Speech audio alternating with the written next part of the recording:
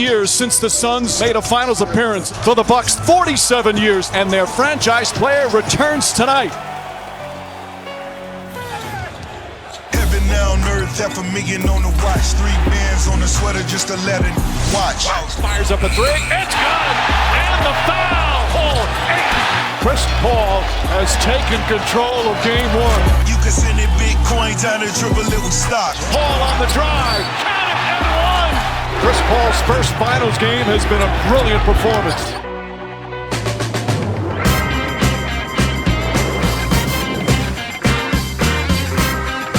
He's Jalen Rose. I'm David Jacoby. We are Jalen and Jacoby. Tell the people what it is we do. We get the people what they want. Joining us later on in the show, O'Shea Jackson, better known as Ice Cube, will get his thoughts on the NBA Finals, the Lakers offseason, and much more. But Jalen, we start with tonight's game. It is game 2 between the Suns and the Bucks. The Bucks looking to even the series at 1-1. The Suns impressed in game 1. What adjustments do the Bucks need to make to take game 2? Wow, that's an important question, David Jacoby. You're going straight for the jugular with that one. The Bucks must do a better job of getting points in the paint. Layups and dunks by Giannis. Post-ups and jump hooks by Lopez. Post moves by Bobby Portis. I want to tell you guys the secret. Saric is going to be out for the series. He has a knee injury. DeAndre Ayton has been fantastic this postseason. It's been a coming out party. But you know who their backup center is? Frank Kaminsky. You got to find a way to get DeAndre Ayton in foul trouble. You have to continue to attack him. You got to continue to make him work. And also, where's Jrue Holiday? You know how much I'm a fan of his game, and I know that's one of your favorite players. He's going to bring defense, and you pay attention to both ends of the floor. I don't. He's going to get assists. That's awesome. But you know what they're going to need? His points. The big three of Phoenix had 81 in game 1. They're going to need Jrue Holiday to score the ball. And for anybody out there that's saying, oh, Giannis is back, that's going to affect his productivity. No, it's not. No, it's not at all. They can do actions together. He can do one-on-one actions on either side of the floor. He has a post game for his size. He just has to be aggressive. Those have to be the adjustments. Points in the paint for the Bucks and aggression by Jrue Holiday. Jalen, you brought up a really good point that I think is going over a lot of people's heads. Dario Saric is no longer available. Now, Dario Saric is not a huge household name, but he is a contributor for this team, and he's not going to be available for the rest of the series, and that could impact them. And when you talk about getting Ayton in foul trouble, that's what I thought that Jokic would do. That's what I thought that Giannis Lopez would do. He, for a young player, does a really good job of not getting in foul trouble. But again, if they can get him off the floor, you're going to see a lot of Frank Kaminsky. And if you get him off the floor, you don't have that role man that he's really turned into in his professional career. And when we're talking about the pick and roll, that to me is one of the biggest adjustments. When you look at the numbers of how the Bucks have guarded the pick and roll, whether or not they have dropped or whether or not they have switched, it seems like the more they switch, the more they get cooked when you look at the numbers. And again, Chris Paul is playing with his food in this pick and roll. He kind of just gets whatever he wants to wherever he wants, specifically that elbow jump shot that he loved, his little pet shot. He's been hitting threes in game 1, but you made a good point yesterday. You know I don't like to compliment you. You got to turn him into somebody that finishes at the rim. You got to turn Chris Paul into somebody who finishes at the rim, because he'll stop at the elbow and he'll shoot that step back easily. But you turn him into that, that's going to be effective. One of the stories of game 1 was how many times the Suns got to the line at home. Coach Bud talked about that. Let's listen to the coach of the Milwaukee Bucks. I mean, it's a huge part of the game. You know, they have 25 points from the free throw line. You know, we're a team that prides ourselves in defending and being able to be good defensively without fouling. I can't remember the last time a team got 25 free throws in a game against the Bucks. It was actually 26. They hit 25 free throws, only missed one at the very end of the game. Jalen, what do you think about Coach Bud's words? I'm going to quote Uncle Chuck D. And by the way, Ice Cube is joining us. And do you realize the Bomb Squad and he produced Ice Cube's first album, America's Most Wanted? So what Coach Bud is describing, you see so many analysts like yourself, Jacoby, that are talking about how pick and roll coverage is being instituted, whether they're switching or whether they're dropping. Let me give you the B side of that. The B side of that is they do that to not send the team to the free throw line. That's the whole goal. See, most people are only paying attention to the ball handlers, either points from three or from mid-range. But you're underestimating the reason why they're playing that coverage is to save the big from being out on the floor and getting taken advantage of so he can do what I said. Do damage in the paint offensively, number one. Number two, not send them to the free throw line. That's why he's speaking out about it. And you alluded to something that's really important. You told me that Chris Paul was 36, right? Yep. Let me tell you what happens when you get old and you're playing basketball. Two things you don't want to do: drive and be athletic and finish at the hoop in traffic. And the other thing is fall on the floor. Those are two things you don't want to do. Trust me. And in all of these highlights, you're not seeing Chris Paul either have to drive to the hoop or fall on the floor. And Bobby Portis, let me teach you something. There's a term at the park, Jacoby, you're going to love this. It's called you reach, I teach. Who taught you that you was going to be at the three-point line and you was going to rip CP3? Slapping the floor, like up in his pocket, 30 feet from the basket. Let me give y'all some inside basketball, okay? Bobby Portis will never rip Chris Paul. Don't be out there reaching, dog. He reached like 3 or 4 times. Play solid, get in his hip pocket, and force him, usher him to the basket and make him a passer. If you haven't noticed, Chris Paul has scored the most points in back-to-back games in the history of his career. He smells it right now. He's like, wait a minute, I'm in the finals? Like, I'm in the finals? I'm shooting this thing. So if you're the Phoenix Suns, that's exactly what you have to do.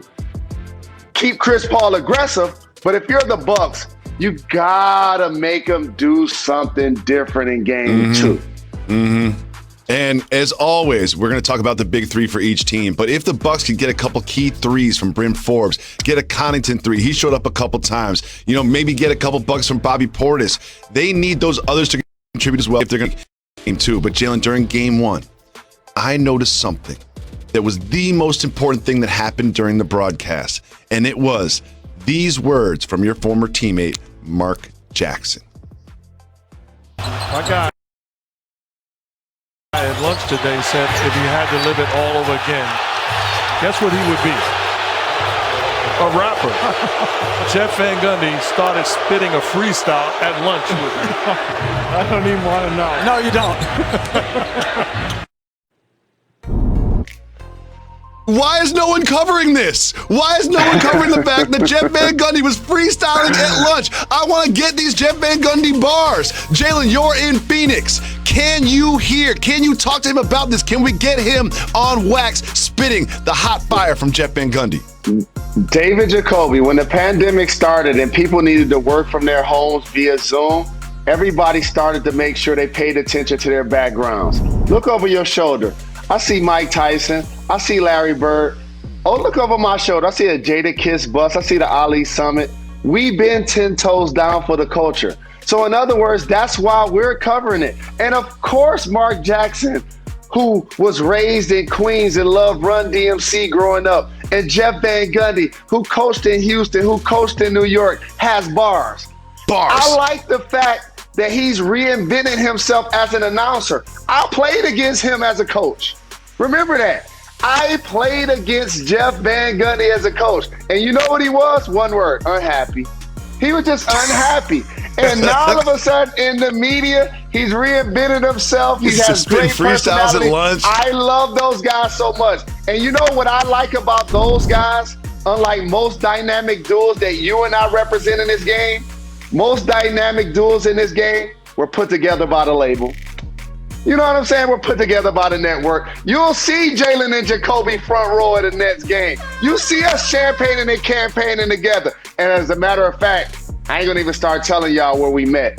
That we'll do that on the podcast. Jalen, what are you doing? It's time to show me some Shohei.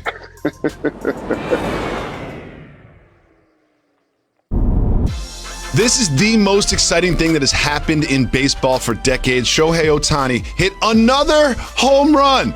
He hit 32 home runs before the All-Star break. Oh, and he's also one of the best pitchers in the game. Jalen Rose, he will be the #1 seed in the home run derby in Coors Field where the ball flies. What sort of a show do you expect Shohei to put on? Heat up, weed up, bring it back. Come rewind. So as the world starts to recognize the greatness that is Shohei, we didn't just invent that graphic today. We've had it the entire season. Because let me tell you something about Jalen and Jacoby and our staff. We pay attention to all-time greatness. And we saw a guy that's doing things that only Babe Ruth has done in baseball. He's hitting home runs, he's striking out people, and he's an immaculate left-handed swing. You know, as a lefty, I appreciate that no wasted motion type of effortlessly power swing. Like if you notice Jacoby, he's a guy, unlike Mark McGwire, unlike Sammy Sosa, right? He's not necessarily looked at as doing it because he's so powerful or because he's so bulky. He has the most home runs already in the season by a Japanese-born player. I can't wait till the NBA Finals end. I'm going to go on the Shohei tour. I'm going to get a bus. Follow him I'm like the Grateful Dead. follow him around. I promise y'all. I follow that greatness. Joining us next on Jalen and Jacoby, coming to you live above the Heineken River Deck here in Pier 17 in New York City. Welcome back to Jalen and Jacoby. Joining us right now, O'Shea Jackson, better known as Ice Cube. Thank you so much for taking the time to join us. Hey, man. Thank you, man. Salute, salute, salute, salute. We're man. excited to talk to you about the upcoming Big 3 season, but right now I want to talk to you about the upcoming Game 2 in the NBA Finals. Who do you have winning tonight, and how do you feel about this series so far? I got the Suns winning. The series it's all right now. You know, we just got to see. You got to keep watching. Chris Paul's acting a fool. I love that. You know, I can't front. I want to see him win a championship. So it's the Suns right now on mine. Thank you for joining the show, Don Mega. And I'm not going to front for our audience. Ice Cube is one of the legends, the OGs that have taken me under their wings, have been one of my mentors in the game since day one. I'm forever grateful for you. And I know this has been a tough offseason for you because the Lakers got bounced in the first round. So what the Lakers got to do to put themselves in position to get back to the NBA Finals? You know, Jalen, it's hard to play with rings on your hand. You know what I'm saying? So,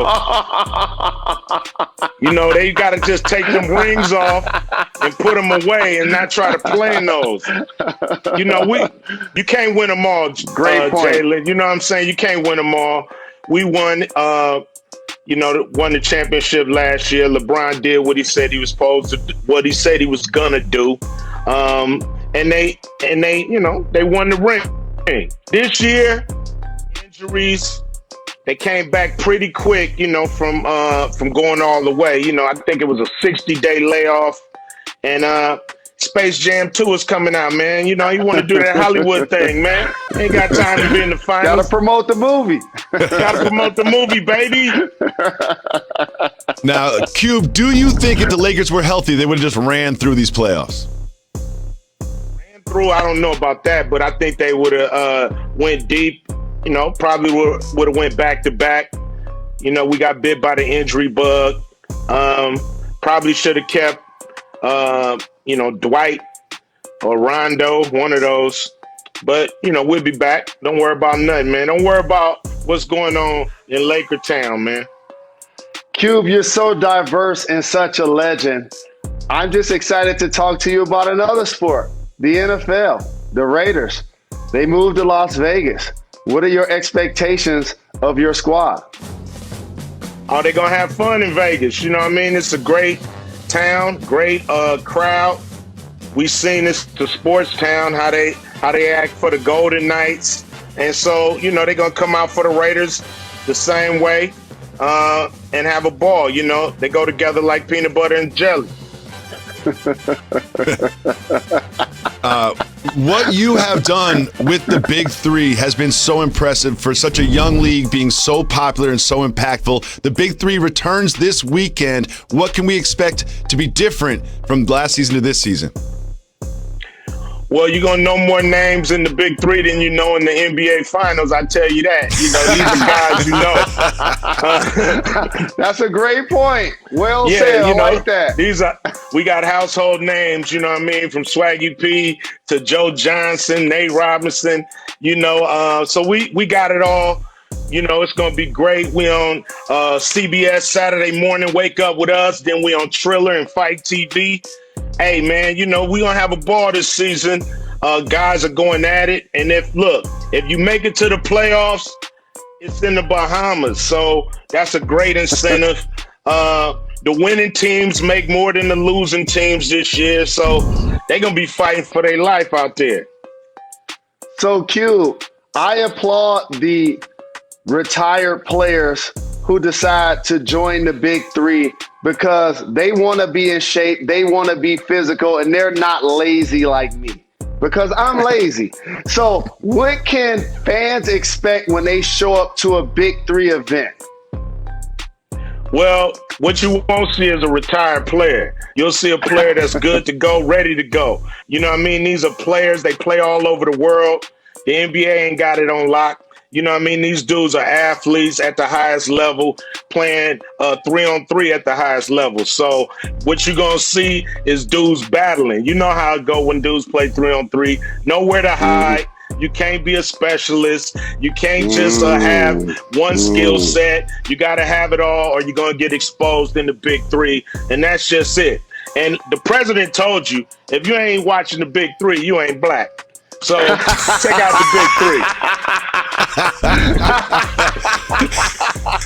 We're excited for the Big Three. We're also excited for an upcoming album from Mount Westmore. We've had every member of Mount Westmore on the show. What can you tell us about this project? It's epic. You know, when you get 4 legendary artists together working on a project, you know, the project is what it's supposed to be. You know, we setting it up right. We got so many opportunities coming at us. We just got to make sure we set everything up right. You know, we don't want to rush to perfection. So we just going to drop it on y'all. It's coming. It's coming. You know, we getting cocked and loaded. Well, as always, we appreciate you joining the show. And as one of the immortals that sit on the wall as Doughboy every day, you know we forever grateful for your influence. Shout to my brother Kibo. Shout to brother Ron. I'll see y'all at the Big Three. Thank you for joining us, Don Mega. Yeah, man. Much love and respect. We'll say this, dog. I didn't know y'all was about to show Stuart Scott, the OG, the legend. And I'm going to tell everybody something as I pay homage to my brother. His favorite show? Jalen and Jacoby. We used to always meet at the NBA Finals, and we used to talk about how important his voice in this show was to our culture. We talked about this background and how it was going to change the game. So I love and miss you, Stu. Rest in peace. Well put, Mr. Rose. Jalen, we have a Stanley Cup champion. Last night, the Light